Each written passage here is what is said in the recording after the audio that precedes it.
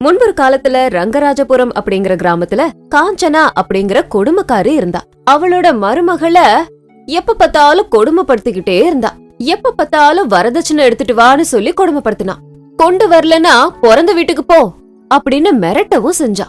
மாமியாரோட இந்த கொடுமை தாங்க முடியாம சுசீலா தன்னோட கணவன் கிட்ட சொன்னாலும், அடி என்னடி, எங்க அம்மா எங்களை எவ்வளவு கஷ்டப்பட்டு வளர்த்தாங்க தெரியுமா அப்படின்னு ஏதையாச்சும் சொல்லிக்கிட்டு இருப்பா. ஒரு நாள் சுசீலா தன்னோட கணவன் கிட்ட, நீங்க இந்த மாதிரி வேலைக்கு போகாம வீட்லயே உட்கார்ந்திருந்தா நம்மளால வாழவே முடியாது, ஏன் ஒரு குடிசை வீடு கூட கட்ட முடியாதுங்க. அதுக்கு பூபதி வருத்தப்பட்டு, நீ சொல்றது சரிதான் சுசீலா, விவசாயம் பண்ண தண்ணி இல்ல, பட்டணத்துக்கு போய் வேலை செய்யலான்னு பார்த்தா பணமும் இல்ல, இப்ப என்ன பண்றது? அப்போ சுசீலா தன்கிட்ட இருந்த நகை எல்லாத்தையும் பூபதி கிட்ட கொடுத்து, இத வித்து பட்டணத்துல வியாபாரம் ஆரம்பிங்க, வியாபாரம் நல்லபடியா வந்ததுக்கு அப்புறம் என்னையும் குழந்தைங்களையும் உங்களோட பட்டணத்துக்கு கூட்டு போங்க. அதுக்கு பூபதி சந்தோஷமா சரின்னு சொன்னான். தன்னோட மனைவி பண்ண இந்த ஒரு உதவிக்கு மனசுக்குள்ளேயே நன்றி சொன்னான். உடனே தன்னோட அம்மா காஞ்சனா கிட்ட போய், அம்மா, நான் பட்டணத்துக்கு போய் வியாபாரம் பண்ணலான்னு இருக்கேன். அடே தம்பி, உனக்கு எப்படி இந்த யோசனை எல்லாம் வந்தது? வியாபாரம் பண்றது என்ன சின்ன விஷயமா? இதுல சாமர்த்தியமா இல்லனா நஷ்டம்தான் ஏற்படும். நீ அங்கெல்லாம் ஒண்ணு போக தேவையில்ல, இங்கேயே இருந்து ஏதாவது ஒரு வேலைய பாரு.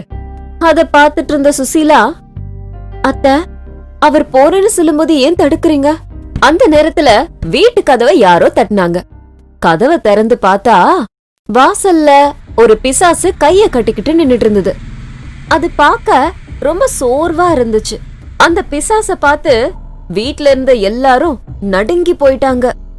அப்போ அந்த பிசாசு, ஐயா, இந்த வீட்ல யாரோ ஜுரத்துக்கு மருந்து தராங்கன்னு சொன்னாங்க.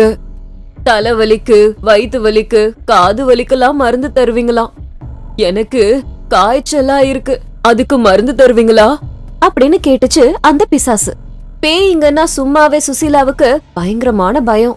அப்போ காஞ்சனா பட்டு தைரியத்தோட, இந்த விஷயத்த தெரிஞ்சுக்கதான் இந்த ராத்திரியில வந்து கதவை தட்டினியா? நாங்க ஒரு முக்கியமான விஷயத்த பத்தி பேசின்னு இருக்கோம், நடுவுல வந்து தொந்தரவு பண்ணிட்டியே. அப்போ அந்த பிசாசு, அம்மா, உங்களுக்கு புண்ணியம் கிடைக்கும், தயவு செஞ்சு எனக்கு காய்ச்சலுக்கு மருந்து கொடுத்து உதவுங்க. நான் தங்கி இருக்கிற இடத்துல நிறைய பிசாசுங்க இருக்கு, நானும் அங்கதான் இருக்கேன். நான் அங்கேயே தூங்கறதால என்னை யாருமே நிம்மதியா தூங்க விட மாட்டேங்கிறாங்க.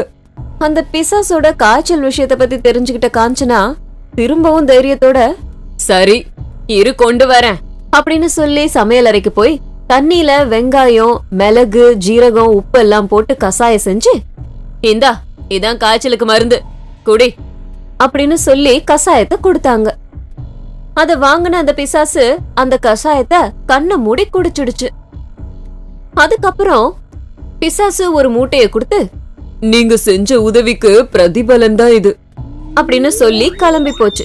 அப்போ காஞ்சனா அத பார்த்து, நெல்லு நெல்லு, இந்த மருந்த நீ 3 முறை குடிக்கணும், அப்பதான் உன்னோட காய்ச்சல் சரியா போகும். சரியா 1 மாசம் கழிச்சு அமாவாசை ராத்திரி அன்னைக்கு வந்து இந்த மருந்த வாங்கிக்க. சரிம்மா அப்படின்னு சொல்லி கிளம்பிடுச்சு. பிசாசு கொடுத்த மூட்டைய திறந்து பார்த்தா அதுல பளபளன்னு தங்க நாணயங்கள் இருந்தது. அத தன்னோட பையனுக்கு கொடுத்து, இத வச்சு பட்டணத்துல போய் நல்ல வியாபாரம் செய்யி, உன் கூடவே உன் குடும்பத்தையும் கூட்டிட்டு போய் சந்தோஷமா அங்க வச்சு வாழு. அத்தை, நீங்களே எங்களோட வரீங்களா? நான் எதுக்குமா, நான் இங்கேயே இருந்துக்கிறேன். அதுக்கப்புறம் பூபதி தன்னோட மனைவி மக்களோட சேர்ந்து பட்டணத்துக்கு போய் வியாபாரம் ஆரம்பிச்சான். 1 மாத காலம் கழிச்சு அந்த பேய் திரும்பவும் காஞ்சனா கிட்ட வந்து, காய்ச்சல் மருந்து கொடுங்க. இதுக்கு முன்னாடிய விட பிசாசு முகத்துல மாற்றம் வந்திருந்தது. காய்ச்சல் கூட குறைஞ்சிருக்க மாதிரி இருந்தது. தயார் பண்ணி வச்ச மருந்த குடிச்சதுக்கு பிறகு அந்த பிசாசு மறுபடியும் 1 மூட்டை தங்க காசை காஞ்சனா கிட்ட பிரதிபலனா கொடுத்து கிளம்பிடுச்சு. அந்த பணத்தை பொட்டியில பத்திரமா வச்சுக்கிட்டா. அதுக்கப்புறம் 2-3 தடவை பிசாசு வர்றதோ, மருந்து குடிக்கிறதோ, அதுக்கு பிரதிபலனா பணம் கொடுக்கறதுமா இருந்தது. பிசாசு தன்னோட வாடிக்கையாளர் ஆனத பார்த்து காஞ்சனா ரொம்ப சந்தோஷப்பட்டுச்சு. இன்னும் 1 மாத காலம் கழிச்சு அந்த பிசாசு கூடவே இன்னும் 2 பிசாச கூட்டிட்டு வந்து காஞ்சனா வீட்டுக்கு வந்தது. அவங்கள பார்த்தா அதுங்களுக்கு கொஞ்சம் கூட நோய் இருக்கா மாதிரி தெரியல. என்ன, உங்களுக்கும் மருந்து வேணுமா?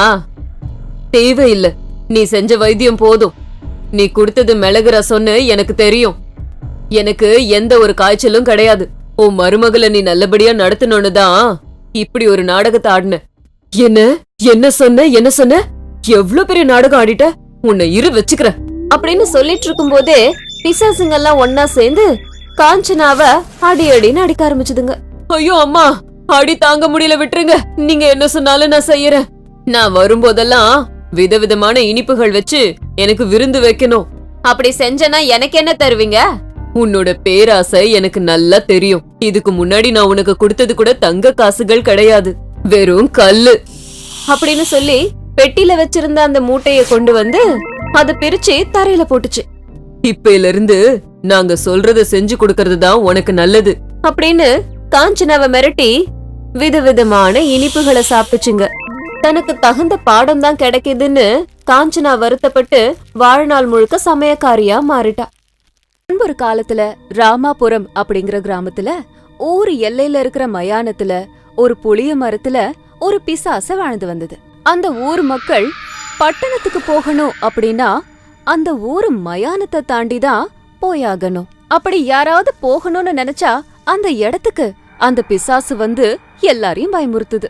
அதனால அந்த பக்கம் போகணும்னு நினைச்சாலே எல்லாரும் பயப்படுவாங்க. பிசாசு தங்கி இருந்த அந்த புளிய மரத்துக்கு கீழே ஒரு திருடன் தான் திருடிட்டு வந்த பணத்தை குழி தோண்டி புதைச்சு வச்சான். பிசாசுக்கு அந்த திருடனை பார்த்து ரொம்ப இரக்கம் வந்தது. பாவம், இந்த பெரிய மனுஷன் என்ன கஷ்டப்படுறாரோ. இந்த ஆள் மறைச்சு வச்ச இந்த காசு விஷயம் யாருக்கும் தெரியக்கூடாது அப்படின்னு சொல்லி ஒரு நாள் பட்டணம் போற வழியில அடர்த்தியா கற்களை கொண்டு வந்து நிரப்புச்சு. அப்பையிலிருந்து ஊர் மக்கள் இங்கிருந்து அங்கேயும் அங்கிருந்து இங்கேயும் போக முடியாம போயிடுச்சு. ஒரு நாள் காசியிலிருந்து ராமேஸ்வரம் போறதுக்காக அந்த ஊர் வழியா ஒரு சாமியார் வந்திருந்தாரு. அப்போ ஊர் மக்கள் எல்லாரும் போய் அவரை நமஸ்காரம் பண்ணி, ஐயா, ஒரு பிசாசு எங்களை பலவிதமா தொல்லை பண்ணிக்கிட்டே இருக்கு. நாங்க பட்டணத்துக்கு போய் ஏதாவது வேலை செய்யலான்னு பார்த்தா மயானத்துல போற வழியில பெரிய பெரிய கற்களை போட்டு தடை பண்ணிருக்கு. எங்களால எந்த வேலையும் செய்ய முடியல. நீங்க தான் எங்களுக்கு கருணை செஞ்சு எங்களை காப்பாத்தணும் அப்படின்னு சொன்னாங்க. அதுக்கு அந்த சாது, நீங்க எதுவும் பயப்படாதீங்க, அதுக்கு தகுந்த பாடத்தை நான் சொல்லி கொடுக்கறேன் அப்படின்னு சொன்னாரு. அன்னைக்கு சாயந்தரமே இருட்டினதும் அந்த சாமியார் மயானத்துக்கு போனாரு. அங்க பெரிய பெரிய பாறைகளை பார்த்து, இந்த பைத்தியக்கார வேலைய செஞ்சது யாரு? இந்த மாதிரி போற வழியில கற்களை போடுவாங்களா? இந்த வேலைய செஞ்சது யாரு அப்படின்னு சத்தமா கேட்டாரு. புளிய மரத்துல உட்கார்ந்திருந்த அந்த பிசாசு அவருக்கு பதில் சொல்லுச்சு. நான் தான் இந்த கற்களை போட்டேன். அங்க இருந்து யாராலயும் இங்க வர முடியாது. வந்தது யாரா இருந்தாலும் திரும்ப போ, இல்லனா பிரச்சனை ஆயிடும் அப்படின்னு பதில் சொல்லுச்சு. அப்போ சாமியார் ரொம்ப கோபத்தோட, என்ன கர்வம்? என்னையே போ சொல்றியா? நீ எந்த மரத்துல இருக்கியோ அந்த மரத்தோடவே ஒன்றி போயிடுவ அப்படின்னு சொல்லிட்டாரு. அப்போ அந்த பிசாசு ரொம்ப வருத்தப்பட்டு, ஐயா, நீங்க யாருன்னு தெரியாம தவறா பேசிட்டேன். சீக்கிரமா சாபத்தை திரும்ப பெற்றுக்கோங்க அப்படின்னு சாமியார் கிட்ட வேண்டிக்குச்சு. அப்போ அந்த சாமியார் இரக்கப்பட்டு, நீ உடனடியா இந்த கற்களை எல்லாத்தையும் அப்புறப்படுத்தி மக்களுக்கு போறதுக்கு வழி விட்டாதான் உனக்கு சாப விமோச்சனம் கிடைக்கும் அப்படின்னு சொல்லிட்டு கிளம்பிட்டாரு. அந்த நிமிஷத்துல இருந்து அந்த பிசாசு அந்த மரத்தோடவே ஒன்றி போயிடுச்சு. இந்த கற்களை என்னால எப்படி அப்புறப்படுத்த முடியும்? அங்கே இங்கே நகர முடியாம இந்த மரத்தோடவே ஒட்டிக்கிட்டு இருக்கனே. அப்படி இருக்கும்போது சாப விமோச்சனம் எப்படி கிடைக்கும் அப்படின்னு அழ ஆரம்பிச்சிருச்சு. அந்த நிமிஷத்துல இருந்து அந்த பக்கம் யாராவது மனிதர்கள் வந்தாங்கன்னா தன்னோட கனத்த குரலால இங்க வா அப்படின்னு சொல்லுச்சு. அத கேட்ட யாருமே அது கிட்ட கூட போகல. ஒரு நாள் அந்த திருடன் கூட திருடிய பணத்தை புளிய மரத்துக்கு கீழே மறைச்சு வைக்கலான்னு வரும்போது பிசாசோட சத்தத்தை கேட்டு நிக்காம ஓடி போயிட்டான். இப்படி இருக்கும்போது ஒரு நாள் ஒரு ஏழையானவன் அந்த பக்கம் பிசாசு கூப்பிட்டது கேட்டு பயப்படாம, யார் என்ன கூப்பிட்டது? ஏன் என்ன கூப்பிட்டீங்க அப்படின்னு சொல்லிக்கிட்டே மரத்துக்கிட்ட போனா. அப்ப அந்த பிசாசு, நான் யாரா இருந்தா உனக்கு என்ன? நான் சொல்ற வேலையை நீ செஞ்சேனா நீ பணக்காரன் ஆகிறதுக்கு நான் வழி சொல்றேன் அப்படின்னு சொல்லுச்சு. அதுக்கு அந்த ஏழை, நான் என்ன செய்யணும்னு சொல்லுங்க, செய்யறேன். பெரிய வேலை இல்ல, அந்த பாறை எல்லாத்தையும் அப்புறப்படுத்தணும். அப்படி செஞ்சேனா ஒரு பாறைக்கு 100 ரூபாய்னு நான் உனக்கு பணம் தரேன் அப்படின்னு சொல்லுச்சு பிசாசு. பண கஷ்டத்துல இருந்த அந்த வாலிபன் உடனே ஒரு வண்டிய கொண்டு வந்து அந்த பாறைகள் எல்லாத்தையும் அந்த வண்டி மேல ஏத்தி தூரமா கொண்டு போய் இறக்கி வச்சான். ஒரு ராத்திரியிலேயே அந்த பாறைகள் எல்லாத்தையும் அங்கிருந்து அப்புறப்படுத்திட்டான். அப்ப அந்த பிசாசு, மரத்துக்கு அடியில இருக்கிற மண்ணுல ஒரு புதையல் இருக்கு, அதுல கொஞ்சம் பணத்தை எடுத்துக்கோ, மீதி பணத்தை அதுலயே வெயி, இதுக்கப்புறம் இங்க வரக்கூடாது அப்படின்னு சொல்லுச்சு. பாறைகள்லாம் அப்புறப்படுத்தினதும் சாமியார் கொடுத்த சாபம் பிசாச விட்டு போயிடுச்சு. பைத்தியக்கார சாமியார் எனக்கு எப்படிப்பட்ட சாபம் கொடுத்திருக்காரு, சுலபமா வந்துட்டேன் அப்படின்னு நக்கல் அடிச்சுது அந்த பிசாசு. அதுக்கப்புறமா பழையபடி தன்னோட குறும்புத்தனத்தை ஆரம்பிச்சிடுச்சு. அந்த பக்கம் வந்த மனுஷங்க எல்லாரையும் பயமுறுத்தி அனுப்பி வச்சுது. ஒரு நாள் தீர்த்த யாத்திரைய முடிச்சுக்கிட்டு திரும்பி வந்த அந்த சாமியார் மயானத்துல அந்த பிசாசு இருந்த பக்கம் வந்தாரு. இன்னும் புளிய மரத்திலேயே தான் இருக்கியா அப்படின்னு கேட்டாரு. இல்ல, கொஞ்சம் பணத்தை தூக்கி எறிஞ்சேன், நீங்க எனக்கு கொடுத்த சாபம் முடிஞ்சு போச்சு, மறுபடியும் என் வேலைய ஆரம்பிச்சு சந்தோஷமா இருக்கேன் அப்படின்னு அவரை கிண்டல் அடிச்சு சிரிச்சுது. அப்போ சாமியார் கோபத்தோட, உனக்கு எப்பவும் புத்தியே வராது, அந்த பாறைகளை கொண்டு கோவில் எழுப்பினா மட்டும்தான் உன்னோட சாபம் இந்த தடவை விமோசனம் அடையும் அப்படின்னு சொல்லி கிளம்பிட்டாரு. மறுபடியும் பிசாசு புளிய மரத்திலேயே இருந்துருச்சு. பிசாசு கிட்ட இருந்து கிடைச்ச பணத்தால பணக்காரனான அந்த வாலிபன் ஒரு நாள் காட்டு பக்கமா வந்து பிசாச பார்த்து நின்னான். அப்போ அந்த பிசாசு அவனை பார்த்து, நண்பா, எனக்காக ஒரு வேலை செய்யறியா? நீ அப்புறப்படுத்தின அந்த பாறைகளை கொண்டு ஒரு கோவில் கட்டணும், அதுக்காக மரத்துக்கடியில இருக்கிற எல்லா பணத்தையும் எடுத்துக்கோ அப்படின்னு கெஞ்சி கேட்டுச்சு. அது சொன்னபடியே அந்த வாலிபன் மண்ணுக்கடியில இருந்த புதையலை எடுத்துக்கிட்டு அந்த பாறைகளோட உதவியால ஒரு கோவில கட்டி எழுப்பினான். அதனால அந்த பிசாசுக்கு சாப விமோச்சனம் கிடைச்சது. அன்னையிலிருந்து அந்த பிசாசு குறும்புத்தனத்தெல்லாம் கைவிட்டுட்டு யாரையும் பயமுறுத்தாம நல்ல பிசாசுன்ற பேர் எடுத்து எல்லார் மனசுலயும் வாழ்ந்தது. திரும்பவும் யாரையும் மனசால கூட துன்புறுத்த கூடாதுன்னு நினைச்சது.